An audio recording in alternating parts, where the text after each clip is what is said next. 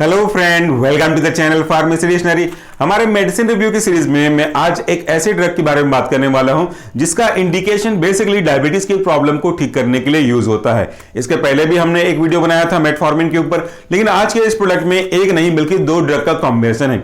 चलिए इसके बारे में बेसिक जानकारी ले लेते हैं और इसके जो इंडिकेशन है उनके साथ साथ इनका जो मैकेनिज्म ऑफ एक्शन है काम करने का वो भी हम लोग देख लेते हैं। सो आज मेरे हाथ में जो प्रोडक्ट है वह है ग्लिमिस्टार। ये जो इसका ब्रांड नेम है, इसको बनाने वाली कंपनी है आपकी मैनकाइंड फार्मा। अब इस ग्लिमिस्टार के अंदर कौन कौन से एक्टिव कॉन्स्टिट्यूएंट हैं और उन इंडिविजुअल एक्टिव कॉन्स्टिट्यूएंट का क्या क्या कंसंट्रेशन है ये भी हम देख लेते हैं। इसमें दो मेन ड्रग का इन्वॉल्वमेंट है। पहला है आपका मेटफॉर्मिन हाइड्रोक्लोराइड जो कि प्रोलॉन्ग रिलीज टेबलेट के फॉर्म में यूज किया गया है। दूसरा इसमें है आपका ग्लिमिप्राइड टेबलेट जो कि इंडियन फार्माकोपिया के गाइडलाइन को फॉलो करते हुए बनाया गया है। इंडिविजुअल कंसंट्रेशन की अगर हम बात करें तो यहां पे आपका जो ग्लिमिप्राइड है वो 1 mg है और आपका जो मेटफॉर्मिन है वो 500 mg है। बाकी इस क्वांटिटी को मेंटेन करने के लिए, बल्क को इंक्रीज करने के लिए एक्सेपेंट को यूज किया गया है क्वांटिटी सफिशिएंट के अकॉर्डिंगली। सो इसमें दो मेन ड्रग मैंने आपको बताया, एक आपका मेटफॉर्मिन, दूसरा आपका ग्लिमिप्राइड। तो ये दोनों कैसे काम करते हैं? सबसे पहले जिसका कंसंट्रेशन हायर है यानी कि जो 500 mg का है मेटफॉर्मिन हाइड्रोक्लोराइड, इसके बारे में बात कर लेते हैं।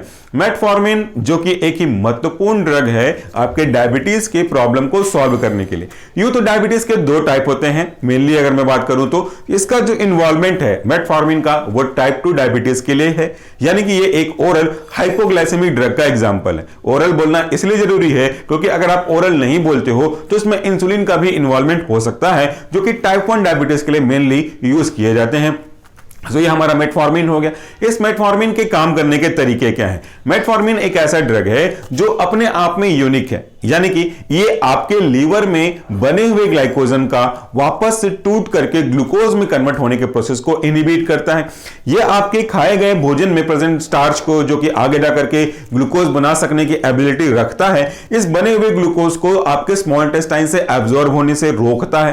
क्योंकि जब कभी भी कुछ खाना खाते हैं तो वो खाने खाने के जो घटक हैं, कंपोनेंट हैं, वो टूट करके हमारे स्मॉल इंटेस्टाइन के थ्रू एब्जॉर्ब होते हैं और हमारे ब्लड तक पहुंचते हैं और वाया ब्लड ये हर एक टिश्यू तक पहुंचा दी जाती है। सो अगर यहां पे ग्लूकोज का एब्जॉर्प्शन ब्लड में होगा अधिक मात्रा में, जो कि एबनॉर्मलिटीज है, क्योंकि ये दवाई वही ले रहे होंगे जिनको डायबिटीज की प्रॉब्लम है, तो ये नॉर्मल व्यक्ति के लिए तो नहीं हुआ। सो ये जो ग्लूकोज ज्यादा एब्जॉर्ब होकर के आपके ब्लड में पहुंचेगा तो इससे ब्लड में ग्लूकोज का लेवल धीरे धीरे एलिवेट होने लगेगा। तो इसी एब्जॉर्प्शन को अगर हम कम कर सकें तो वो अभी भी आपके इंटेस्टाइन में रहेगा जो कि फर्दर जाकर के एलिमिनेट हो सकते हैं, लेकिन इसका मूवमेंट ब्लड में नहीं होगा, इससे ब्लड में ग्लूकोज का लेवल कम हो जाएगा। तो ये दूसरा काम करने का तरीका हुआ आपके मेटफॉर्मिन का। तीसरे अगर हम बात करें तो हर एक इंसुलिन को उनके काम करने के लिए, फार्माकोलॉजिकल एक्शन को एक्सर्ट करने के लिए उनके रिस्पेक्टिव रिसेप्टर पे जाकर के बाइंड होना पड़ता है, बिल्कुल ताले और चाबी के सिद्धांत की ही तरह।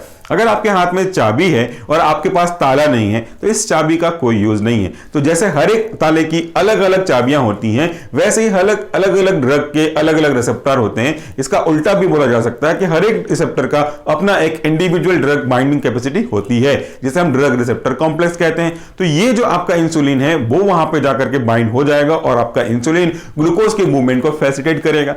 कई ऐसे कारणों से जिनमें ओबेसिटी, फैट है, ये इंसुलिन का जो रिसेप्टर है वो सेंसिटिविटी धीरे धीरे कम करने लगता है या खोने लगता है।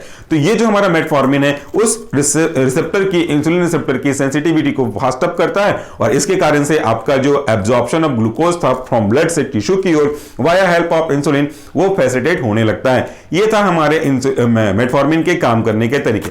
इसमें एक वर्ड आपने सुना लेकिन शायद ध्यान नहीं दिया होगा, यह है आपका प्रोलॉन्ग्ड रिलीज। ये प्रोलॉन्ग्ड रिलीज होता क्या है? नॉर्मली अगर बात करो प्रोलॉन्ग को समझने के लिए तो प्रोलॉन्ग का मतलब होता है लंबे समय तक खींचना और प्रोलॉन्ग रिलीज का मतलब होता है लंबे समय तक रिलीज होता रहता है। अगर हम फास्ट रिलीफ के बारे में बात करें तो यूं आपने खाया, यूं उसका डिसइंटीग्रेशन, डिसोल्यूशन और फर्दर उसका एब्जॉर्प्शन फास्ट अप हो जाएगा, एक्शन देना शुरू हो जाएगा। जब हम बात करते हैं प्रोलॉन्ग की तो इसका ड्यूरेशन ऑफ एक्शन थोड़ा लंबा खिंचता है क्योंकि रिलीज में इसके डिले की जाती है, तो ये प्रोलॉन्ग हो गया। दूसरा जो इसमें ड्रग यूज किया गया है ग्लिमिप्राइड। ये एक ऐसा ड्रग है जो बेसिकली आपके इंसुलिन के सिक्रीशन को फास्ट करता है। इंसुलिन का सीक्रेशन हमारे पैनक्रियास में पाए जाने वाले बीटा सेल में लैंगरहैंस के द्वारा किया जाता है। सो अगर टाइप 2 डायबिटीज प्रॉब्लम है, टाइप 2 डायबिटीज मेलाइटस की प्रॉब्लम है, तो ये जो हमारा ड्रग है उस इंसुलिन के रिलीज के लिए responsible part of the cell को स्टिमुलेट करता है, ट्रिगर करता है, ताकि वो ज्यादा से ज्यादा इंसुलिन सीक्रेट करे और हमारे ब्लड में ग्लूकोज जो रखे हुए हैं इनका मूवमेंट सेल की ओर बढ़ाए, ताकि इस ग्लूकोज का जो कि ब्लड में है इनका यूटिलाइजेशन हो सके।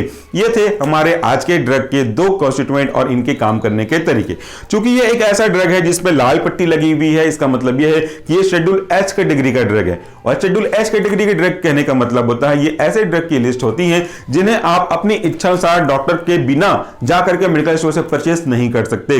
अगर आप मेडिकल स्टोर से इसे लेना चाहते हैं तो आपको इसके लिए एक वैलिड प्रिस्क्रिप्शन या पर्ची दिखानी पड़ेगी। वैलिड का मतलब है कि जो एट टाइम दिया गया हो, ना कि 4-5 साल पहले, तो यही आपको दिला सकती है आपके मेडिसिन को। क्योंकि शेड्यूल एच कैटेगरी के ड्रग है इसलिए इसके जो इफेक्ट हैं वो अलग अलग हो सकते हैं। इसलिए हमको अगर डायबिटीज की प्रॉब्लम है तो भी डॉक्टर के पास जाकर के प्रॉपर डायग्नोस करना चाहिए, कारण पता लगना चाहिए, तब जाकर के आपको ड्रग प्रिस्क्राइब किया जाएगा। क्या पता आपको प्लेन मेटफॉर्मिन दिया जा रहा हो, क्या पता आपको इसकी कॉम्बिनेशन दी जा रही हो, या फिर आपको किसी और कैटेगरी के साथ मिला करके दिया जा रहा हो।